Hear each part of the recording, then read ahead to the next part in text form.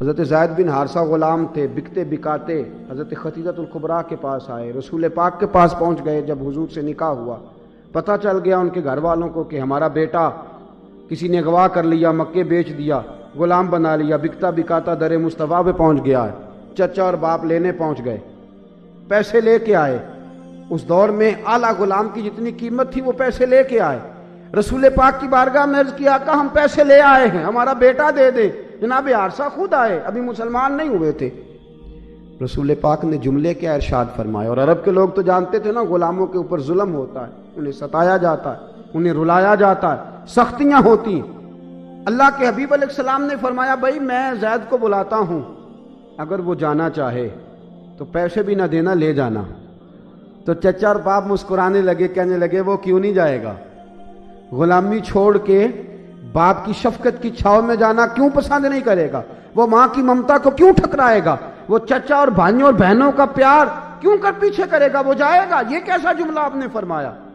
فرماتے ہیں جب انہوں نے جواب دیا تو صحابہ مسکرا پڑے، کہنے لگے تم نے ابھی یہ ذائقہ چکھا نہیں نا، تم نے ابھی یہ ذائقہ چکھا نہیں، تمہیں پتہ نہیں اس در کی گدائی میں مزہ کتنا ہے، اس در کی غلامی میں لطف کتنا ہے، اور یہاں جھکنے میں عزت کتنی ہے، تمہیں ابھی پتہ نہیں۔ حضرت زید بن حارثہ کو بلایا، حضور نے فرمایا تمہارے والد آئے ہیں، یہ تمہارے والد ہیں، یہ تمہارے چچا۔ دوڑ کے گئے، باپ بیٹا ملے، روئے، بیٹا تیری ماں بڑا یاد کرتی ہے، اس کے آنسو خشک ہو گئے ہیں، تیری راہیں تک تک کہ اس کی نظر کمزور ہو گئی ہے، تیرا پوچھ پوچھ کے اس کی زبان تھک گئی، بیٹا چل گھر۔ بڑا روئے۔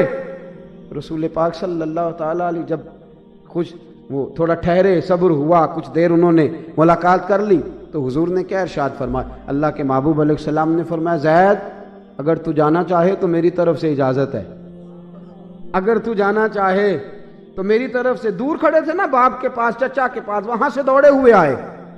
حضور نے فرمایا اجازت ہے، انہیں جانا چاہیے تھا نا۔ حضور کہہ رہے ہیں جانے کی اجازت ہے، لیکن وہ حضور کی طرف دوڑ لگا رہے ہیں۔ آ کے نبی پاک کے قدموں میں بیٹھ گئے اور بقول اعلیٰ حضرت بریلوی کہنے لگے، تیرے قدموں میں رہوں غیر کی ٹھوکر پہ نہ ڈال، تیرے قدموں میں رہوں مجھے غیر کی ٹھوکر پہ نہ ڈال، جھڑکیاں کھاؤں کہاں چھوڑ کے صدقہ تیرا، اور تیرے قدموں میں جو ہیں غیر کا منہ کیا دیکھیں، آقا کون نظروں پہ چڑھے دیکھ کے تلوا تیرا۔ حضور میں نہیں جاؤں۔ زید بن حارثہ کے والد اور چچا کہتے ہیں پریشان ہو گئے، یہ عجیب غلامی ہے، یہ عجیب غلامی ہے کہ لوگ آزادی چھوڑ کے یہ غلامی اختیار کر رہے ہیں۔ میرے دوستو انہوں نے غلامیاں پسند کر لی اللہ رسول کے لیے۔ حضرت سعد بن ابی وقاص فرماتے ہیں احد کی رات جب سویرے جنگ ہونی تھی، حضرت عبداللہ بن جہش رضی اللہ تعالیٰ عنہ میرے ساتھ تھے۔ حضرت عبداللہ مجھے کہنے لگے آؤ دعا کریں، آؤ دعا کریں، سویرے جنگ ہونی ہے، پہلے تو دعا کر، میں آمین کہتا ہوں، پھر میں دعا کروں گا تو آمین کہنا۔ حضرت سعد بن ابی وقاص رضی اللہ تعالیٰ عنہ فرماتے ہیں میں نے دعا کی، ہم دونوں اکیلے تھے، سویرے میدان لگنا ہے، احد کی رات، سویرے جنگ ہونی ہے۔ فرماتے ہیں حضرت سعد میں نے دعا کی، یا اللہ سویرے کسی کافر سے میرا مقابلہ ہو، وہ مجھ سے لڑے میں اس سے لڑوں، پھر میں اس کی تلوار توڑ دوں، پھر میں اس کے اوپر چڑھ جاؤں، پھر میں اسے قتل کر دوں، اس کی زرہ اتار لوں، اس کا سامان سارا جنگ کا اس پہ قبضہ کر لوں، مال غنیمت بنا کے حضور کی بارگاہ میں لے جاؤں۔ فرماتے ہیں میں دعا کرتا رہا، جناب عبداللہ آمین کہتے رہے، حضور مجھ سے راضی ہو جائیں، دعا ختم ہو گئی۔ حضرت عبداللہ فرمانے لگی اب میں دعا کرتا ہوں تو آمین کہنا۔ فرماتے میں نے کہا کرو دعا، اب دعا ہونے لگی، اے اللہ سویرے میرا مقابلہ کسی موٹے کافر سے کرانا، پکے دشمن سے کرانا مقابلہ، آمین۔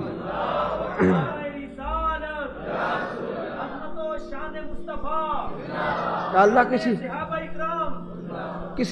کسی بہت وزنی اور جو بہت بڑا دشمن ہو اور مسلمان سمجھیں کہ یہ بڑا خطرناک، اس سے میرا مقابلہ کرا۔ حضرت سعد کہتے آمین، پھر کہنے لگے یا اللہ مجھ سے لڑے میں اس سے لڑوں، آمین۔ حضرت سعد فرماتے میں اپنی موت میں آمین کہہ رہا تھا جیسے انہوں نے کہی تھی، اچانک انہوں نے دعا کا رخ ہی بدل دیا، کہنے لگے یا اللہ پھر لڑتے لڑتے وہ میری تلوار توڑ دے۔ فرماتے ہیں آمین کہتے کہتے نا میں نے یوں نگاہ اٹھائی، میں نے کہا یہ کیا بول رہا ہے کہ کافر میری تلوار توڑ دے؟ کہنے لگے میں نے تیری دفعہ کوئی ہیل و حجت نہیں کی تھی، بس آمین آمین پکارتا جا، آمین پکار، دیکھتا کیا ہے۔ فرماتے ہیں پھر دعا آگے بڑھی، حضرت عبداللہ کہنے لگے یا اللہ وہ کافر میری تلوار توڑے، پھر وہ مجھے زمین پہ گرائے۔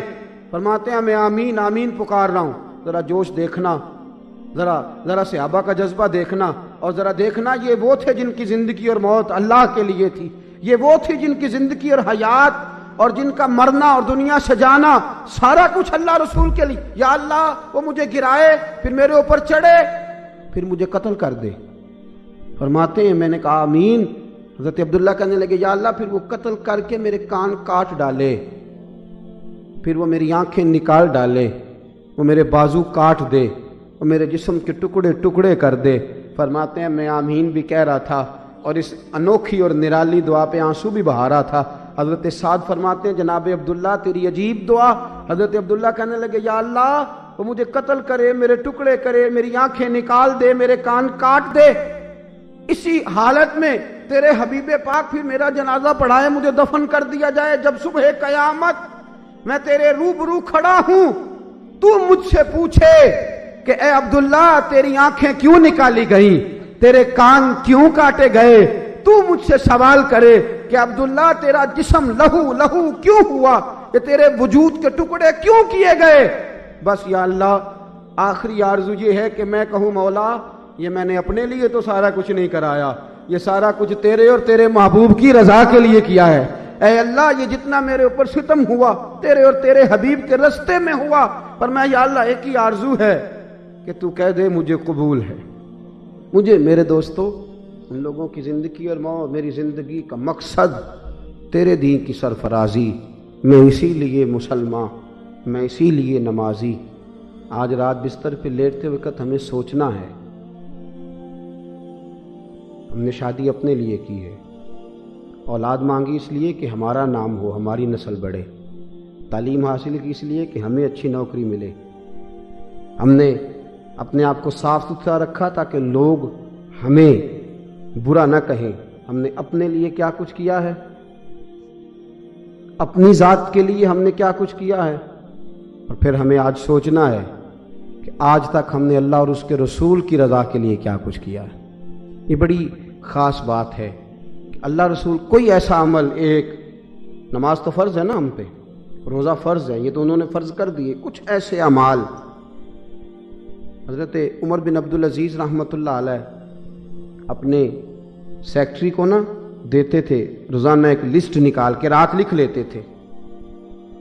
لیتے تھے صبح یہ کام کرنا ہے، محکمہ تعلیم والوں سے ملنا ہے، مجھے محکمہ انہار والوں سے ملنا ہے، جنگلات والوں سے ملنا ہے، ساری بادشاہ وقت لسٹ بناتے تھے اور صبح دیتے تھے اپنے اس سیکٹری کو، اپنے مشیر کو، وزیر کو، وہ آپ صبح لسٹ دیتے تھے، پھر وہ اس ترتیب سے لوگوں کو بلاتا جاتا تھا۔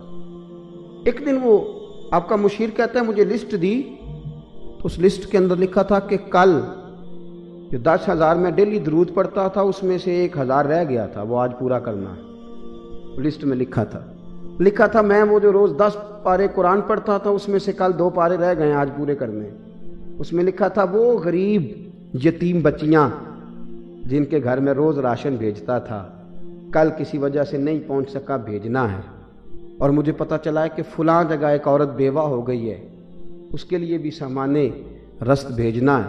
فرماتے ہیں کہ یہ لسٹ جب پڑھنی شروع کی نا، میں نے، مشیر کہتا پڑھنی شروع کی تو جھٹ سے میرے ہاتھ سے کھینچ لی، مجھے کہنے لگے غلط آ گئی ہے تیرے پاس، یہ تو میری ذاتی ہے، وہ تیری جو امور کی لسٹ ہے وہ یہ میرے پاس ہے۔ فرماتے ہیں میں نے وہ لسٹ کو پڑھا اور میں نے کہا حضرت بڑے عرصے سے خدمت کر رہا ہوں، اگر راز کھولی گیا تو تھوڑی اجازت دے دیں بات پوچھنے کی۔ کہا جناب پوچھ لیجئے۔ تو کہنے لگا حضرت یہ آپ نے کبھی لسٹ دکھائی نہیں، بتائی نہیں، 10,000 درود بھی پڑھتے ہیں، اتنا قرآن بھی پڑھتے ہیں، ذکر فکر بھی، یتیموں مسکینوں بیواؤں کا خیال بھی، بتلایا کبھی نہیں، چھپا کے رکھی ہیں نیکیاں۔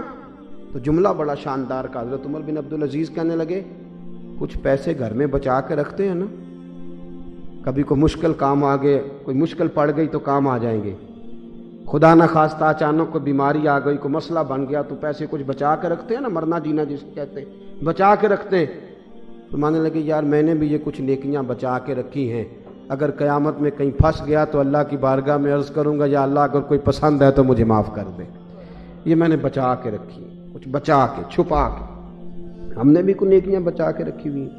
چھپا کے رکھی ہوئی ہیں کہ اگر کبھی پھنس گئے تو حضور کی بارگاہ میں عرض کریں گے آقا زیادہ تو نہیں، تھوڑا سا درود ہے، حضور زیادہ تو نہیں، تھوڑی محبت ہے، یا رسول اللہ زیادہ تو نہیں۔ گھر میں بیٹھ کے بچوں کو ہم کہا کرتے تھے آؤ سارے مل کے کہیں مصطفیٰ جان رحمت پہ لاکھوں، کچھ دوستوں بچا لو، کبھی کڑا وقت آ گیا تو یہ چیزیں کام آ جائیں گی۔